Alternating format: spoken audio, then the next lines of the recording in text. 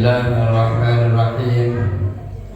Alhamdulillahi rabbil alamin, wassalatu wassalamu ala asyrafil anbiya wal mursalin, sayyidina wa habibina wa syafi'ina wa maulana Muhammadin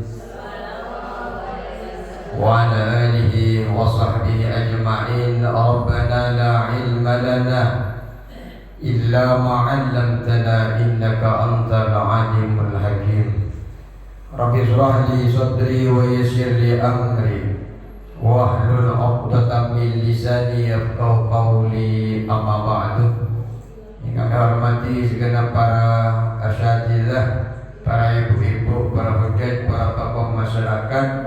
Alhamdulillah, ini adalah awal pertemuan kita setelah kita libur panjang. Baik, nunggu ya, ingin ditanyakan kabarnya ya. Sudah latihan nggak ditanya? Baiklah, karena sudah latihan. Apa kabar ibu-ibu? Alhamdulillah, selalu bahagia, tetap semangat. Allahu Akbar. Yes. Ngaji lagi. Bismillahirrahmanirrahim. Qala musannif rahimahullahu ta'ala wa naf'ana bi ulumihi fid darin amin.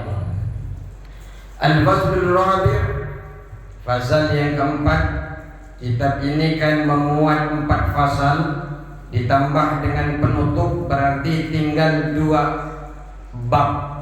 Setelah 2 bab tidak terasa kita akan selesai dalam kajian ini.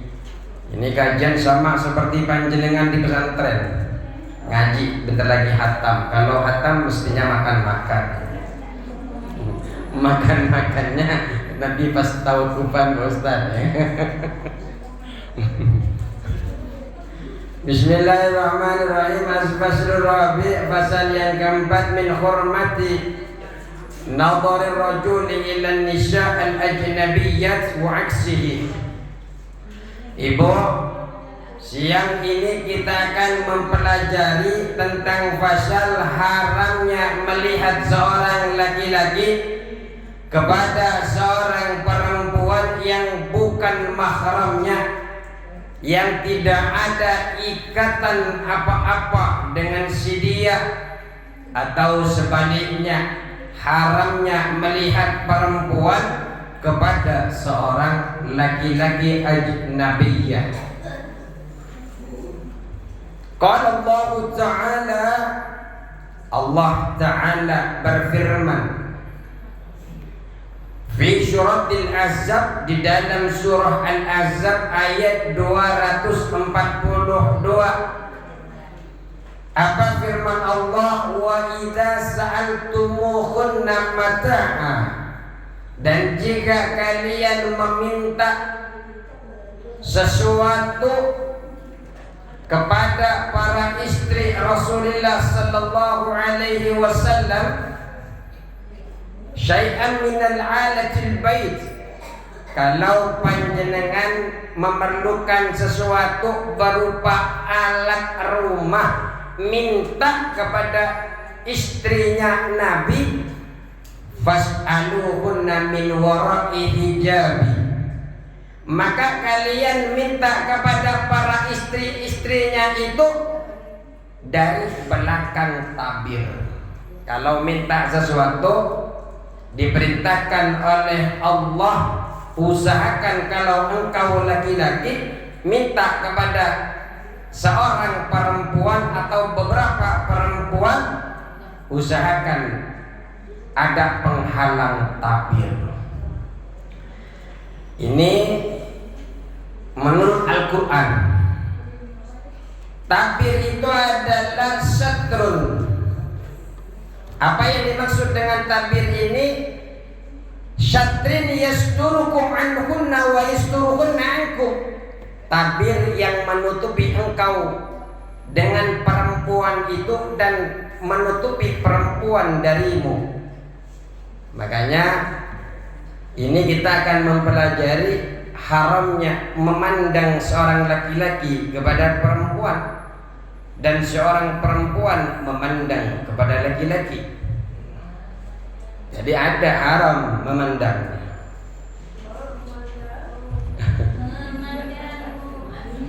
Nanti kita akan tahu kenapa keharaman itu ada. Wa qala ta'ala fi suratin Nur, dan juga Allah berfirman dalam surah An-Nur ayat 243. Apa firman Allah? Qul, katakan Muhammad, lil mu'minina, kepada orang-orang yang beriman, yauddu min absarihim, hendaklah mereka ini menahan daripada penglihatan mereka, amma la yahillu lahum nadruhu, dari sesuatu yang tidak halal apa yang ia lihat. Jadi memandang yang bukan muhrimnya sejatinya haram. Hukum asal adalah haram.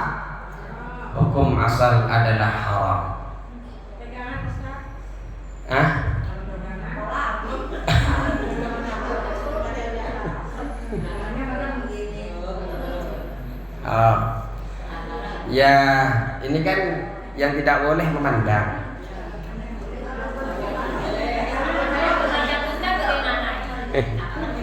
Memandang saja nggak boleh, apalagi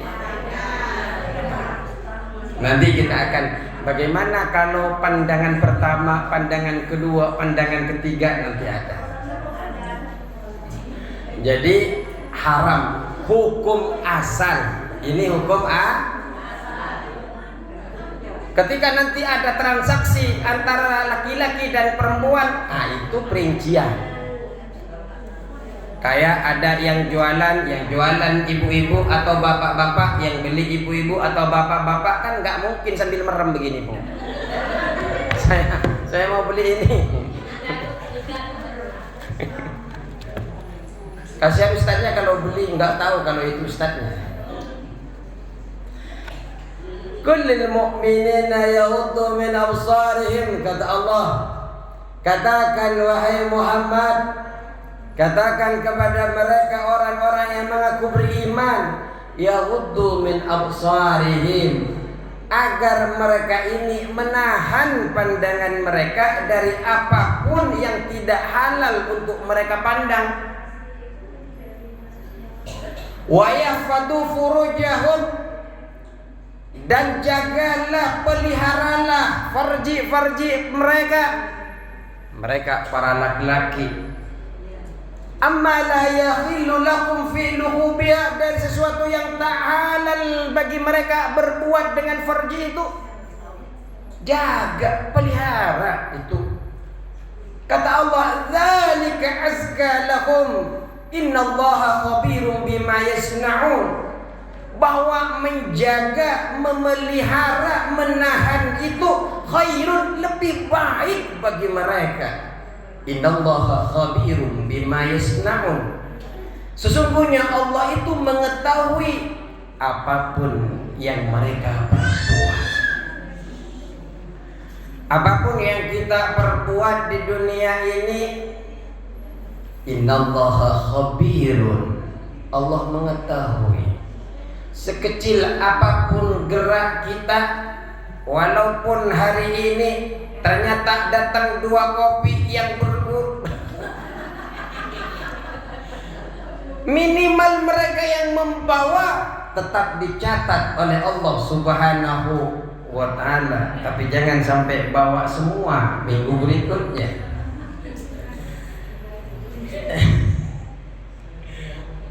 Insya Allah berkah. Setiap niatul mukmin khairun min amalihi, kata ulama. Niatnya seorang mukmin itu loh lebih baik daripada perbuatannya. Niat mau bikinin kopi, walaupun tidak jadi bikinin kopi untuk ustadz, untuk menjadi wasilah ustadznya biar seger, walaupun belum saya minum karena panas. Tapi tetap akan ada catatan amal soleh, karena niatnya adalah niat baik. Ternyata setelah sini double. Oh, itu perihal lain. Belum tentu nggak dihabisin, nanti dihabisin sama ustadznya, pulangnya kembung. Allahumma shalli ala Muhammad. Tapi enggak, yang kembung kalau minum di sana, kalau minum di sini tidak seger. Kenapa? Buatnya pakai bismillah. Buatnya menggunakan cinta dari jemaah, hadiah untuk ustadznya. Jadi setiap adukan Allahumma sholli ala Muhammad, Allahumma sholli ala Muhammad, diaduk Allahumma sholli. Jangan sampai dirubah inna lillahi wa inna ilaihi raji'un. Lanjut.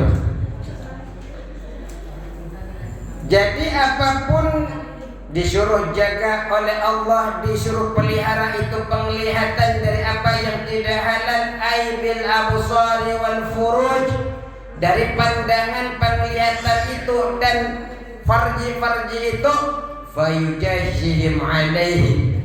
Kenapa? Maka Allah akan membalas kepada mereka atas apapun perbuatan yang mereka lakukan dari pandangan dan perbuatan farji itu. Karena kita masih hidup, apapun kesalahan masa lalu, taubatan nasuha masih terbuka. Maka teruslah bertaubat kepada Allah atas dosa-dosa yang pernah kita lakukan. Mungkin mata kita dulu waktu muda tidak kita jaga, memandang ajnabiyah, orang yang tidak ada ikatan apapun dengan kita. Ketika malam minggu diapelin atau ngapelin sampai naik dinding, saking semangatnya, seumpamanya. Enggak, saya di pesantren, enggak pengalaman. Ceritanya di sinetron. Ceritanya di sinetron.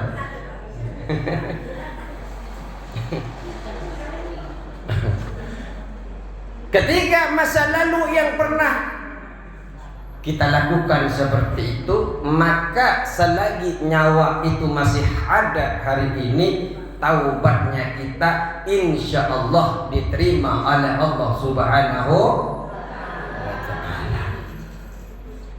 Waqul, dan katakan wahai Muhammad lil mu'minat, bagi para mukmin perempuan, mereka yang ngaku iman, para perempuan itu, yaududna min absarihinna, untuk mereka menahan pandangan mereka, amma la yakhilu lahum nadharuhu, dari sesuatu yang tidak halal bagi mereka untuk memandangnya. Wa yahfadna furujahunna, dan para mukminah itu untuk menjaga farjinya. Amma la yakhillu lahunna fi'luhu biha, dari apapun yang tidak halal baginya untuk perbuatan daripada farji itu. Karena walaupun plus datang, ketika aminnya nggak mau, nggak jadi. Aminnya mau, plusnya nggak mau, nggak jadi. Amin plus harus ketemu, seperti baterai baru jadi. Makanya disuruh jaga, Ini tidak hanya bagi yang masih muda, tidak, sampai yang berumah tangga pun, sampai yang sudah punya cucu harus tetap terjaga. Kenapa? Karena yang ngeliriknya takut yang sudah punya cucu juga. Yang punya cucu laki-lakinya, yang punya cucu lagi ibu-ibunya, ketemu kakek dan nenek. Nggak boleh kalau ajnabiyah, kalau bukan mahram, tidak boleh saling pandang memandang. Kalau bisa kayak film India ditutupin. Dulu pernah nonton. Saya sadarkan. Wa qala Rasulullah sallallahu alaihi wasallam, Rasulullah sallallahu alaihi wasallam bersabda, ini kenapa kita harus menjaga, dilarang oleh Allah untuk memandang. Rasulullah bersabda, An-nadratu syahmun masmumun min sihami iblis. Memandang itu ialah seperti panah beracun min sihami iblis, dari anak panahnya iblis.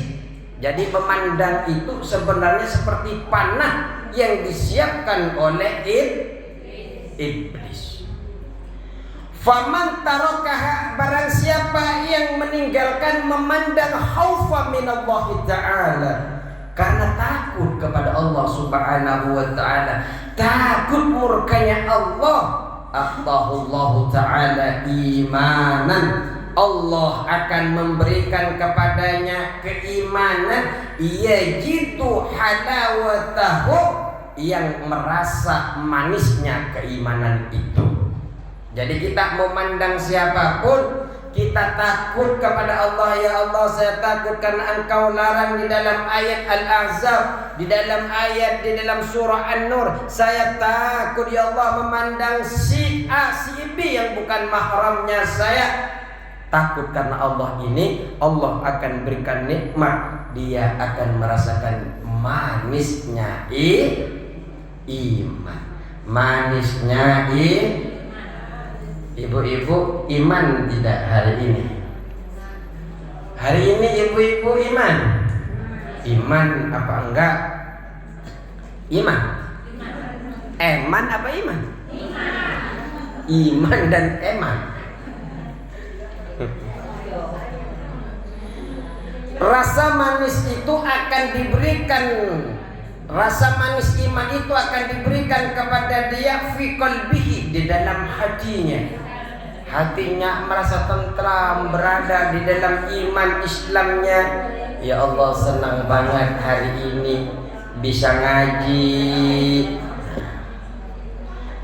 Jadi jaga pandangan. Wa qala Isa alaihissalam, Sayyidina Isa alaihissalam berkata, Bu, pernah dengar Nabi Isa? Pernah dengar Nabi Isa, Bu? Kira-kira Nabi Isa telah wafat apa tidak? Belum apa sudah wafat? Di mana sekarang? Di Tangerang apa di mana? Isa di mana sekarang Nabi Isa? Dinaikkan ke atas langit oleh Allah Subhanahu, nanti turun ketika ingin membunuh yang namanya Dajjal. Sekarang akhir dunia sekarang ini, Bu. Fitnah-fitnah bertebaran. Isa alaihissalam berkata, iyyakum wadadrata, waspadalah kalian, takutlah kalian akan memandang. Kata Syekh Nawawi, ittaqun nadharah, takutlah kalian memandang, karena memandang itu fa innaha tazra'uh, karena sesungguhnya dari memandang itu, sesungguhnya memandang itu adalah menanamkan atau tumbitu fil qalbi sahwatan, yang mana pandangan itu akan menumbuhkan ke dalam hati sahwat. Jadi dari mata turun ke kayaknya yang jawab seperti itu biasa ngirim surat sama si A dan si B dulu waktu di kampung. Sekarang tidak. Kenapa? Sukanya ngaji. Dulu suka surat menyurat di sebelah bangkunya, konon katanya. Betul? Enggak? Betul? Betul. Oh, begitu juga semuanya dulu. Oh begitu.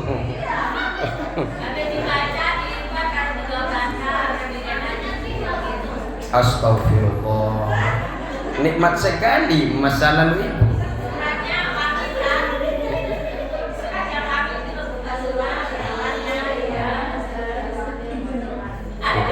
itu masalah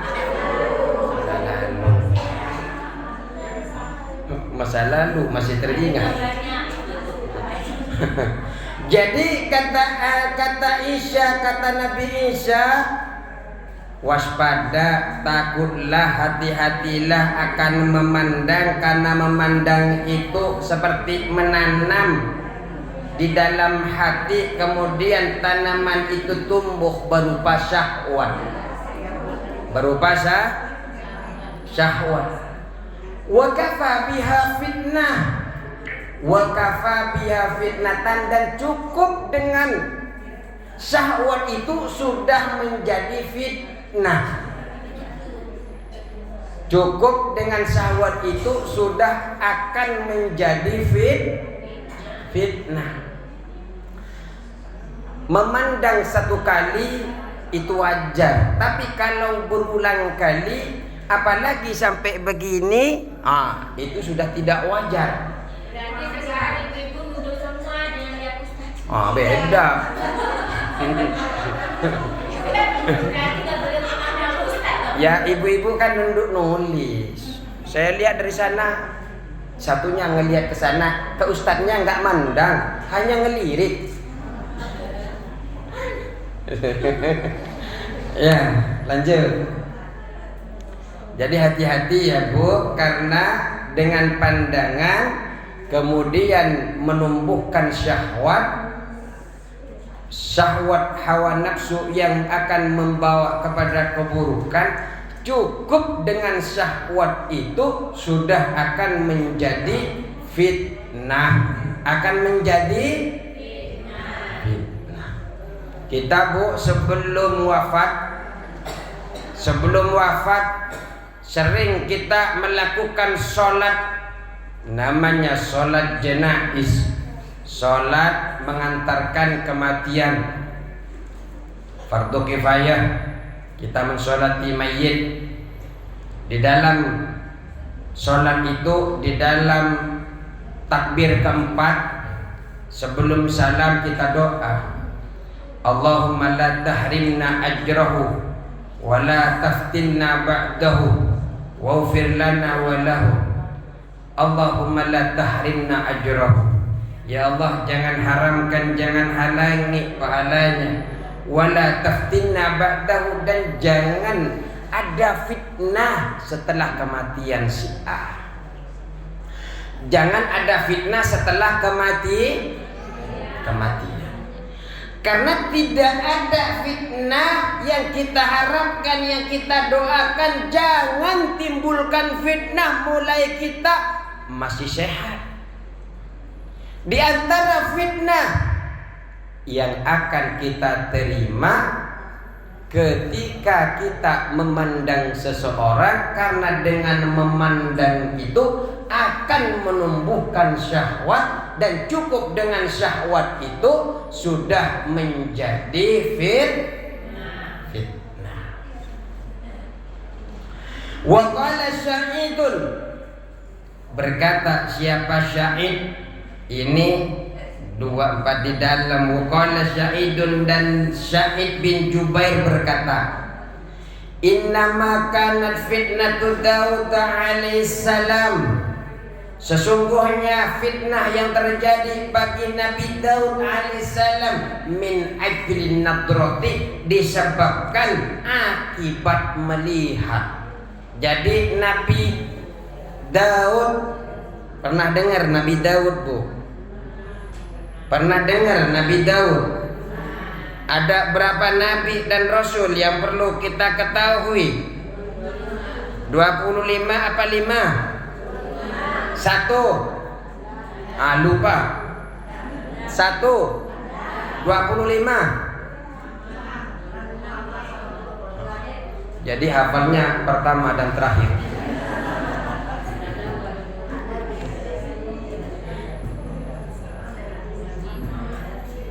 Jadi Nabi Daud masuk ke 25 apa tidak Bu? Masuk apa tidak? Yakin? Kalau nggak yakin nanya sama anaknya yang masih TK nanti. Punya anak yang masih TK? Udah enggak Pak Ustaz, nikah semua, berarti punya cucu? Oh belum. Baik. Fitnah yang terjadi kepada Nabi Daud alaihissalam, kata Sa'id bin Jubair, disebabkan oleh memandangnya Nabi Daud. Ini yang kemudian ditegur oleh Allah Subhanahu wa taala. Nabi Daud itu ceritanya begini, Bu. Ceritanya Ruwiya anna Daud waqa'a basaru 'ala imra'ati Uriya bin Hanan. Diceritakan bahwasanya Nabi Daud ini jatuh atau melihat pandangannya ini kepada seorang istrinya Uriyan bin Hanan. Jadi pada suatu ketika Nabi Daud mungkin jalan-jalan atau entah kemana, kemudian dia pandangannya jatuh kepada seorang istrinya Uriyan. Tahu-tahu, kenapa marah itu di atas?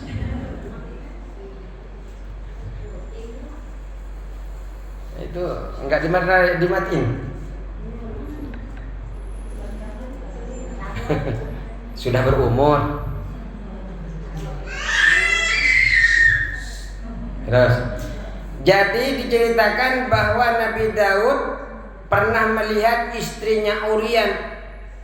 Famala qalbu ilaihi, kemudian hatinya ini tertarik kepada istrinya Uriyan ini.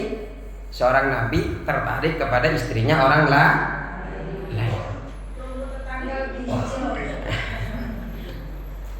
Ya kalau nggak tahu, ya harus dirawat semua biar hijau semua. Walaysa lahu fi hadza dhanbun albatata. Walaysa lahu fi hadza, dan pandangan Nabi Daud ini laisa dhanbun albatata, tidak ada dosa sama sekali. Jadi beliau ketika memandang ini tidak ada potensi dosa. Amma wuku abasari alaihi biwair qasdin. Kenapa? Karena pandangan Nabi Daud ini tidak ada hajat, tidak ada maksud. Ketika jalan tahu-tahu dia memandang. Makanya Bu, kalau ada ibu-ibu melihat laki-laki yang seperti Syahrukhan,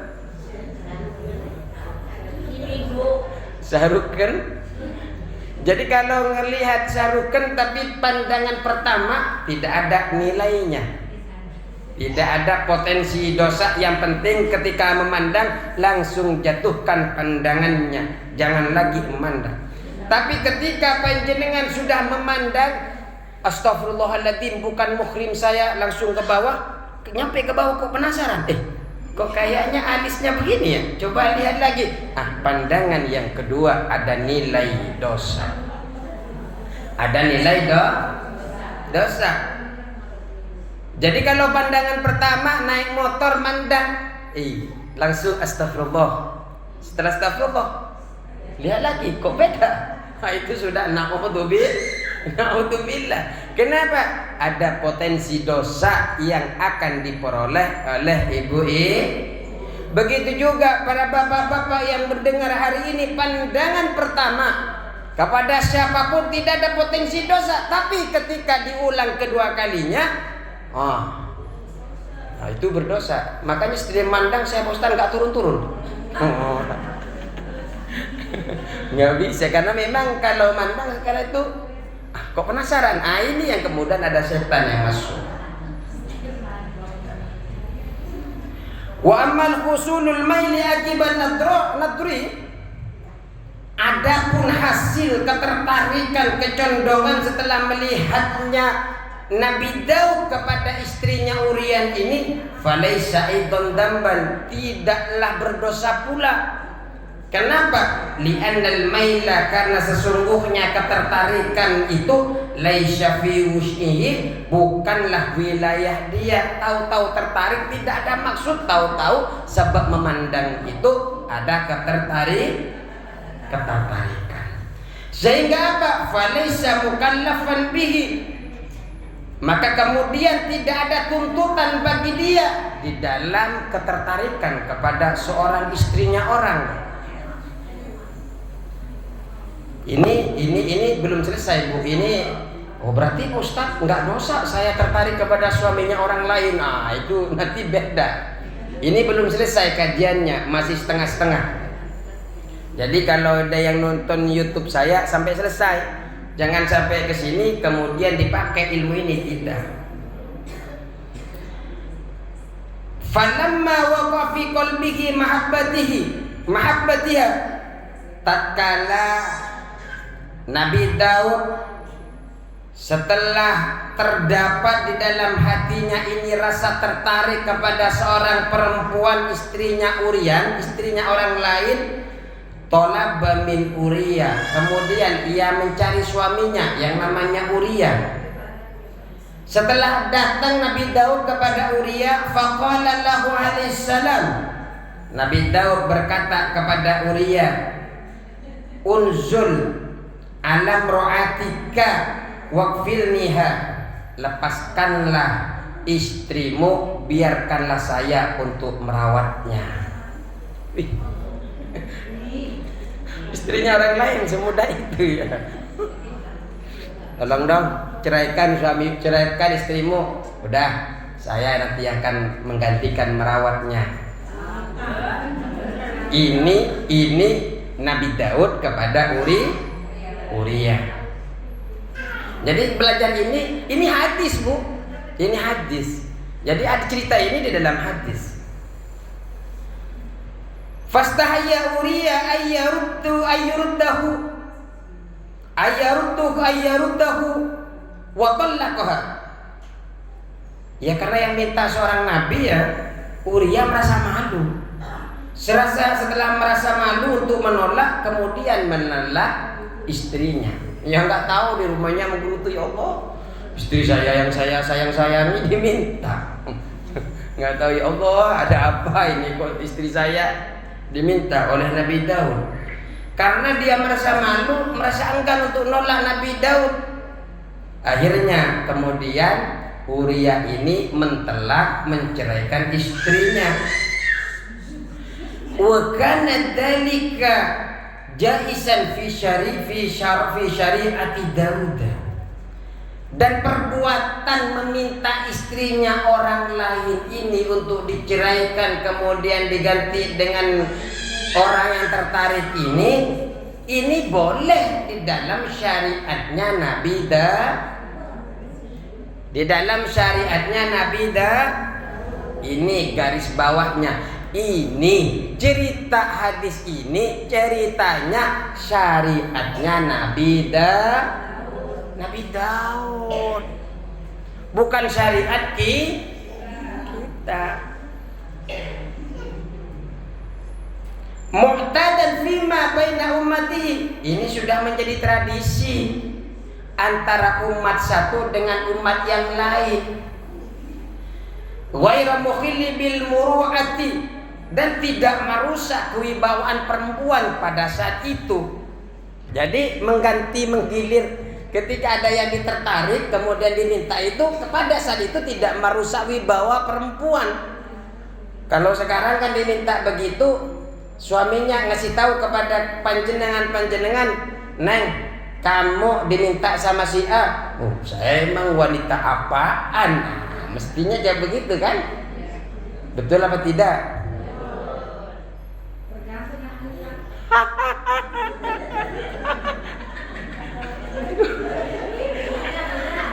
Tergantung situasi dan kondisi. Ada. Astagfirullah. Ini adalah syariatnya Nabi Daud. Fakana yas'alu ba'dukum ba'da. Maka sebagian umatnya Nabi Daud dengan sebagian yang lain saling meminta ayanzila an zaujati, untuk menyerahkan istrinya sebagian kepada sebagian yang lain. Fatazawwajah, kemudian ia menikahinya. Idza a'jabathu hadza, jika perempuan itu membuat tertarik kepada sebagian yang lain. Kalau dipandang-pandang, kok ini cantik ya, wajahnya berseri-seri, begini begitu. Kok baik dia, kok cantik dia. Akhirnya diminta kepada suaminya. Enggak kawin lari, Bu. Enggak selingkuh, tapi diminta baik-baik. Saya tertarik kepada istrimu. Tolong ceraikan dong, biar saya yang ganti merawatnya. Nah, seperti itu. Kalau sekarang kan bagi kita syariatnya Nabi Muhammad SAW kan ini tidak sopan. Ini syariatnya Nabi Daud. Ya biar kita tahu lah. Oh ternyata begini syariatnya Nabi Daud. Nggak enak lah. Jadi umatnya Nabi Daud. Di sini ada yang puasa Daud. Ada yang puasa Daud. Pernah dengar puasa Daud? Apa puasa Daud? Udah nggak cocok puasanya Nabi Muhammad Senin Kamis. Ada ustadz teman saya puasa Daud, Bu. Sama teman saya dijawab, ini umatnya Nabi Daud apa umatnya Nabi Muhammad? Kok udah nggak Senin Kamis lagi, Nabi Muhammad puasanya Senin. Ini kok puasanya Daud. Berarti gimana Pak Ustaz? Nggak boleh? Enggak, ini hanya cerita.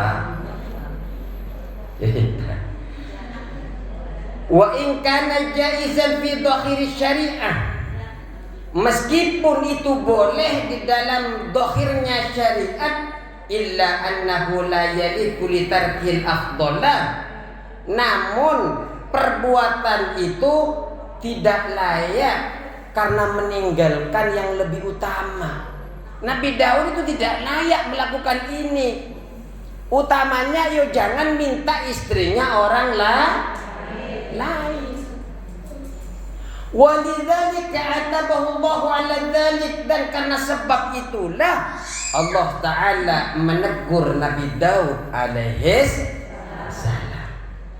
Summa inna talaba Daud, kemudian Nabi Daud, inna talaba Daud, sesungguhnya permintaan Nabi Daud Uriyan imra'ata Urayan, kepada istrinya Urayan ini lisirrin, karena ada rahasianya. Jadi Nabi Daud berbuat seperti itu karena ada rahasia, Bu. Jadi kalau sekarang sudah bukan umatnya Nabi Daud, mau pakai kayak gitu, wah dipalu sama suaminya. Saya memproses ini dari SMP, kamu minta sekarang. Saya proses ini dari kuliah, tahu-tahu kamu mau minta dipalu, Bu. Kasih Ustaz. Hah? Yang entah celurit tadi.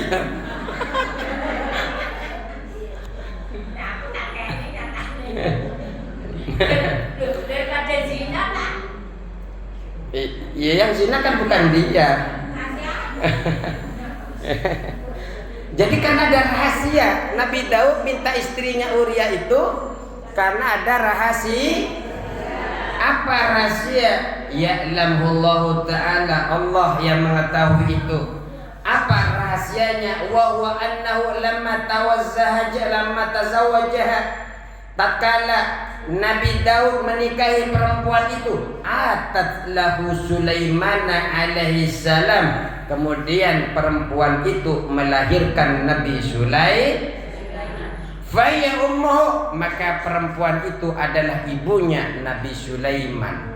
Jadi ternyata bibit yang disiapkan Allah untuk melahirkan Nabi Sulaiman, yang punya kerajaan, yang bisa berbicara dengan hewan-hewan, bisa berbicara dengan jin, jinnya menjadi haddamnya, ternyata lahir dari seorang perempuan yang pernah dinikahin orang lain. Bukan, jadi tahu kan siapa ibunya? Janda dong dia. Hah? Janda dong. Oh, ternyata iya. Jadi Nabi Sulaiman lahir dari seorang janda ya tadi. Iya, Janda depan kan memang janda yang menggoda. Itu lagu. Ya, lagu ada nggak? Melahirkan Nabi ya tadi.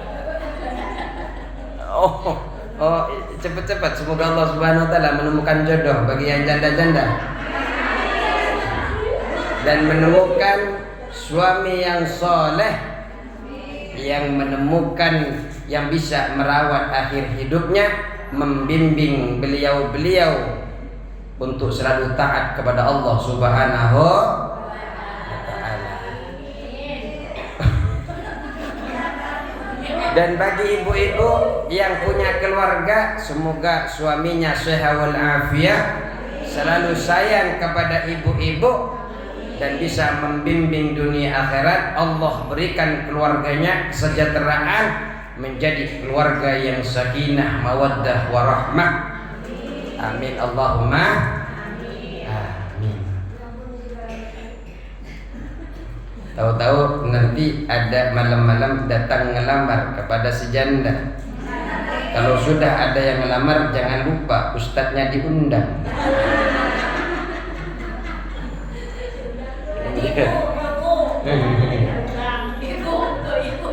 Saya nador Pak Ustadz, kalau sumpamanya datang kepada saya seorang yang soleh, saya undang Pak Ustadz. Terus, amin Allahumma.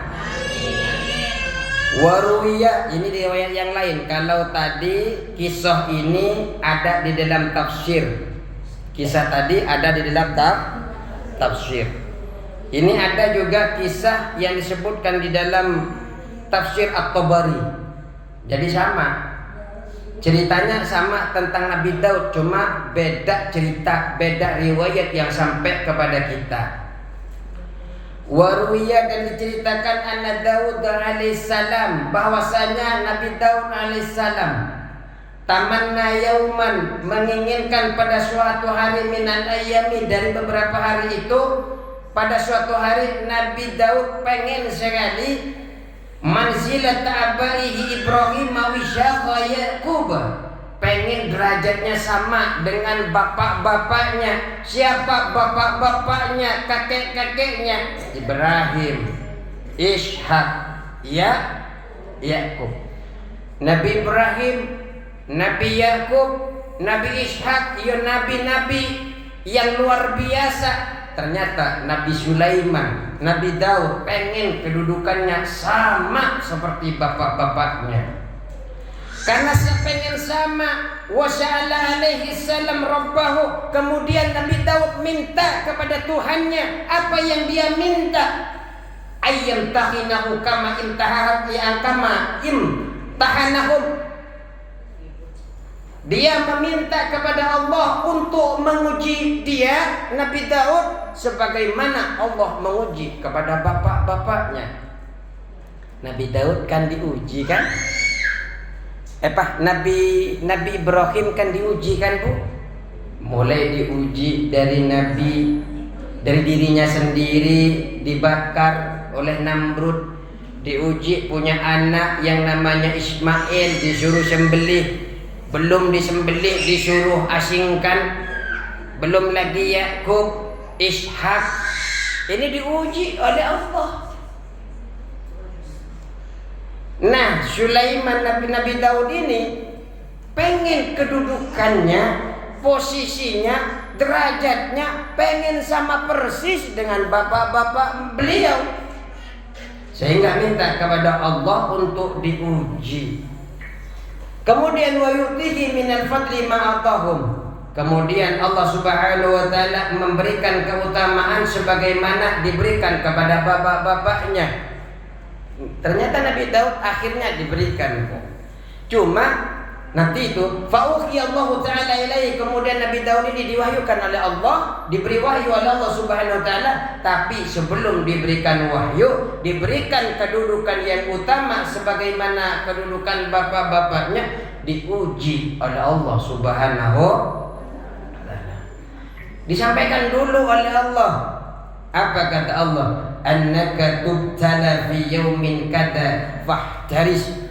Engkau ini akan diuji pada suatu hari, maka bersiap-siaplah, berhati-hatilah.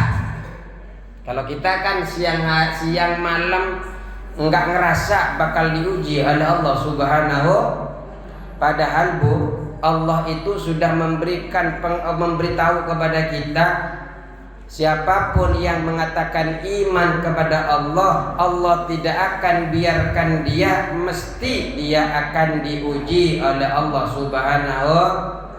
Ujian itu kadang datang dari bapaknya, ujian itu kadang datang dari ibunya, ujian itu kadang dari mertuanya, ujian itu datang kadang dari suami atau istrinya, kadang pun datang daripada anak-anaknya, yang lebih banyak datang dari tetangga. Tapi ini tetangga yang bukan blok G. Blok G tidak pernah membuat ujian kepada tetangga yang lain. Kenapa? Jemaah blok G suka ngaji, insya Allah mereka akan selalu berbuat baik satu tetangga dengan tetangga yang lain. Amin Allahumma amin. Kemudian sudah mulai cerita nih. Jadi Nabi Daud itu disuruh wanti-wanti oleh Allah, hati-hati ya, bentar lagi kamu akan diuji, bersiap-siap, karena kamu pengen kedudukan seperti bapak-bapakmu, nanti kami akan uji, kata Allah. Falamma kana dzalikal yaum, maka tatkala suatu hari, ja'ahu syaitanu, setan datang kepada Nabi Daud, fatamassala lahu fi surati hamamatin min dhahabin fiha min kulli launin hasanin. Ternyata setan datang menyerupai merpati, burung merpati. Burung merpati datang kepada Nabi Daud, di mana burung merpati ini terbuat dari emas, setiap warnanya memancarkan keindahan. Setelah itu fa'ajabahu husnuha, keindahan daripada merpati ini kok membuat Nabi Daud jadi takjub. Ya namanya indah. Ibu-ibu suka indah-indah tidak? Ada taman nggak di sini? Nggak punya taman? Hah? Di mana tamannya?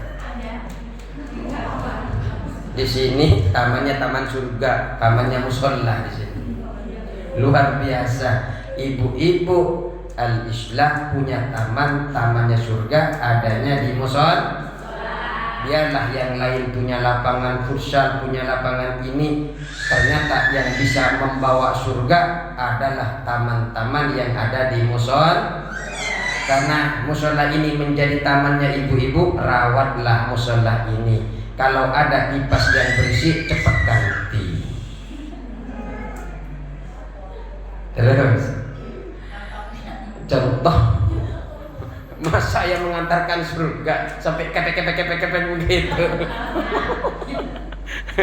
Lanjut. Baru hari ini Ustaz, kemarin enggak. Wih, jangan nuduh saya karena ada saya deh. Kasih tahu dulu. Terus lanjut. Jadi setelah itu burung yang terbuat dari emas ternyata datang kepada Nabi Daud alaihissalam, buat itu takjub dengan warna indahnya. Kemudian famadda yadahu liyakhudaha, tangannya Nabi Daud ini memanjangkan tangannya untuk menggapai burung tersebut.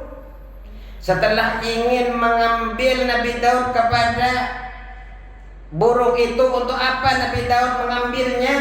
Wa yuriyaha Bani Israilah, untuk diperlihatkan kepada Bani Israel, karena Nabi Daud ini kan keturunannya adalah nanti ke Bani Israel, ke Bani Israel. Kan ini jalurnya dari Ishak, Ibrahim Ishak. Kalau Nabi Muhammad itu kan Ibrahim, Ismail, kemudian kepada Nabi Muhammad sallallahu alaihi pengen diperlihatkan kepada Bani Israel liyanzuru ila qudratillahi, ingin diperlihatkan kepada mereka inilah kekuasaannya Allah Subhanahu wa taala. Ternyata ada burung yang indah berupa burung yang terbuat dari emas. Kan nggak ada, Bu.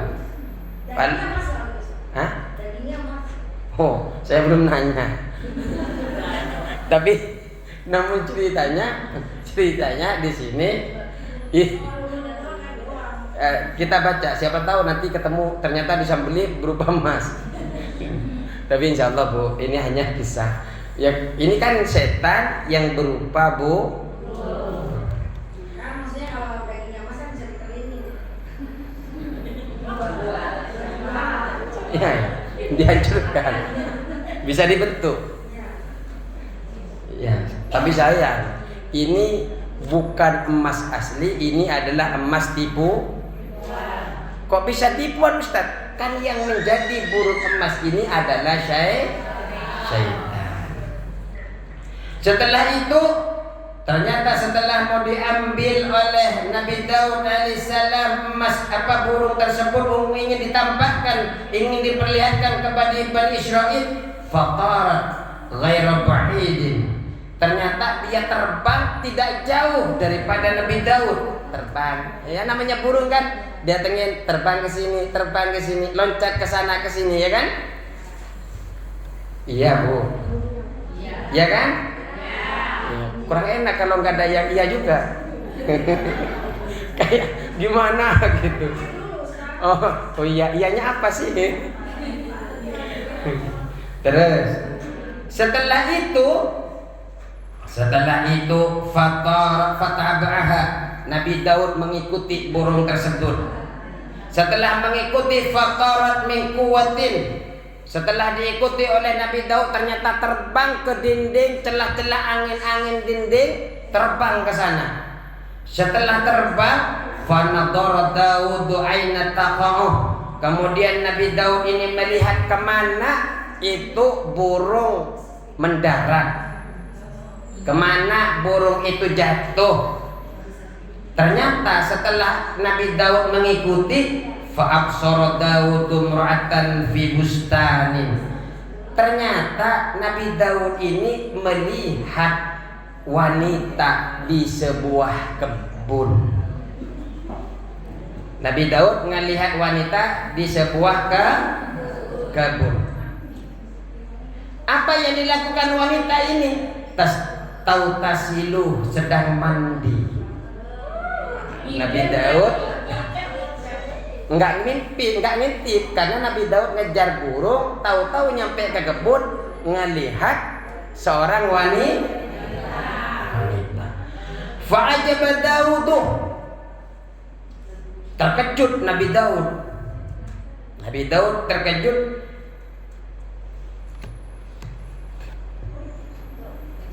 Min husniha, dari kecantikan perempuan itu. Ternyata perempuannya cantik, Bu. Wahanat min haltafatuhu wahanat minha iltifatatu. Jadi perempuan itu tahu-tahu menoleh, tahu-tahu dekat dengan posisinya Nabi Daud alaihissalam. Nabi Daud menoleh kepada perempuan itu, fa'absarat dallahu. Kemudian Nabi Daud nampak perempuan itu, ternyata perempuan itu juga melihat bayangannya Nabi Daud. Setelah nampak bayangannya Nabi Daud, fanaqadat sya'raha, lalu menguraikan rambutnya. Perempuan itu menguraikan rambutnya. Nggak tahu gimana, bayangan ibu-ibu aja yang membayangnya. Bagaimana menguraikan itu rambut? Fawatta badanaha, kemudian rambut yang dia uraikan itu menutupi badannya. Jadi karena ada Nabi Daud, tiba-tiba rambutnya langsung diurai, Setelah diurai, kemudian rambutnya menutupi badannya si wanita. Setelah itu fasadahu ijaban.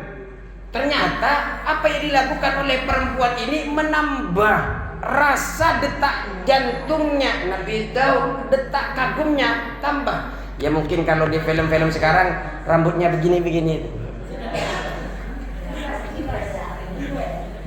Itu di film. Maksudnya film Anglindar mah. Apa? Jakarta taruh.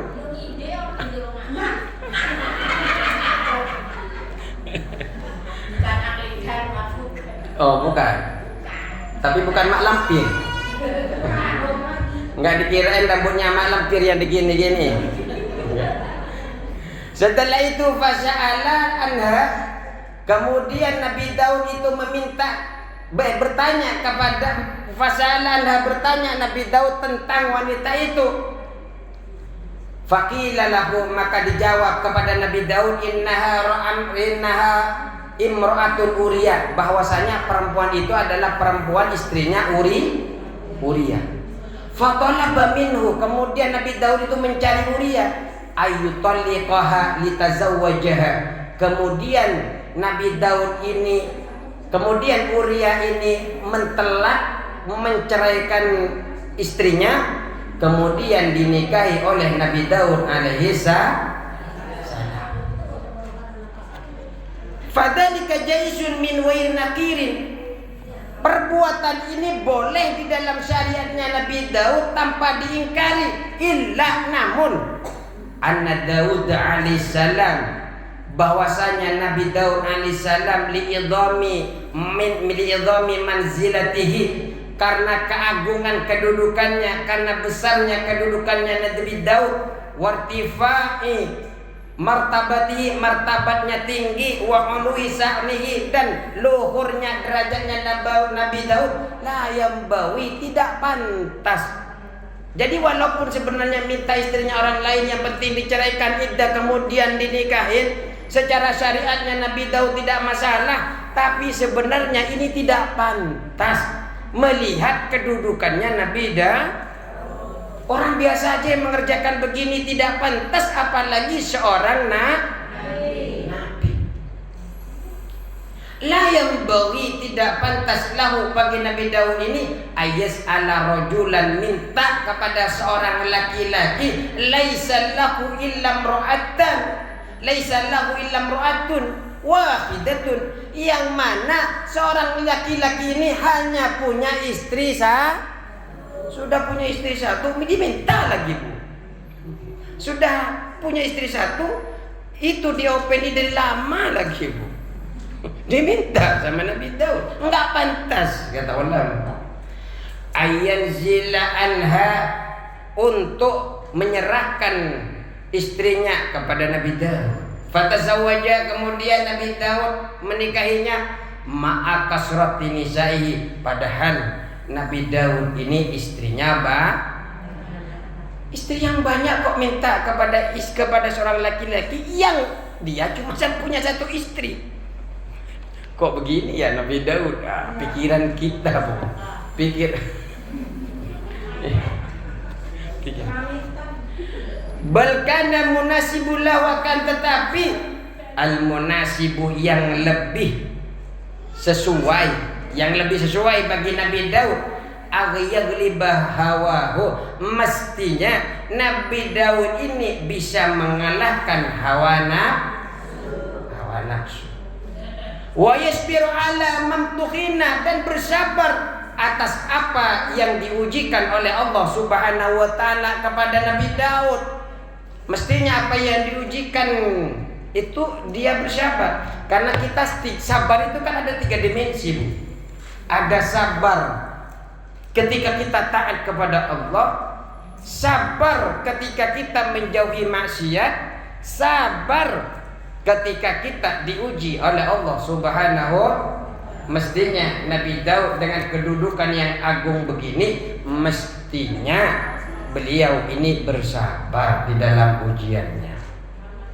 Fadzalika, maka karena perbuatan itu, atabahullahu ta'ala, Allah murka, Allah menegur Nabi Daud. Jadi tetap saja Bu, Nabi Daud itu ketika berbuat seperti itu ditegur oleh Allah.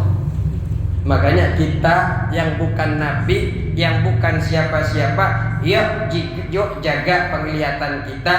Jangan sampai apapun yang menimbulkan syahwat jauhi. Kenapa? Syahwat itu akan menimbulkan fitnah. Kalau hanya cukup untuk sosial transaksi, monggo. Yang penting jangan lebih daripada itu agar tidak timbul fitnah. Al-fitnatu asyaddu minal qatl. Fitnah itu lebih kejam daripada ibu tiri. Enggak.